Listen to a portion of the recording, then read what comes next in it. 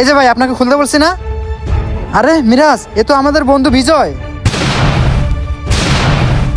আরে বন্ধু বিজয়, তুই? আরে বন্ধু, তুই এভাবে রিক্সা চালাতেছিস কেন? তুই রিক্সা থেকে নাম। আর তোর ড্রাইভার সাহেব, কি ব্যাপার? গাড়ি এভাবে স্লো করতেছেন কেন? স্যার, গাড়ির মনে হয় প্রবলেম হয়েছে। ও আচ্ছা, ঠিক আছে। মিরাজ, তাহলে গাড়ি থেকে নেমে পড়ো।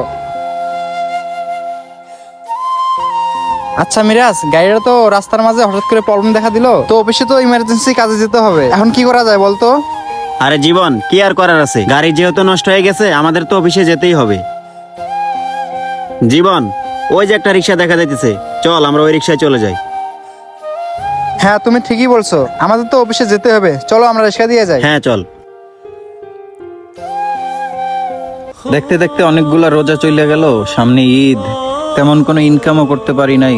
এভাবে যদি চলতে থাকে আর যদি ইনকামই করতে না পারি, তাহলে ঈদে কিভাবে বাবা মাকে মার্কেট করে দিব? আল্লাহ, তুমি একটা ব্যবস্থা করে দিও আল্লাহ। এই রিক্সা, মিরাজ চালু করে চলো, রিক্সা দিয়ে আমাদের অফিসে কাজে যেতে হবে। আরে ওইটা আমার বন্ধু মিরাজে আর জীবনে না? ওরা আসার আগে তাড়াতাড়ি করে মুখটা ডাইকা নি, যেন ওরা আমাকে কোনোভাবে চিনতে না পারে। ওই তো ওরা আসতেছে।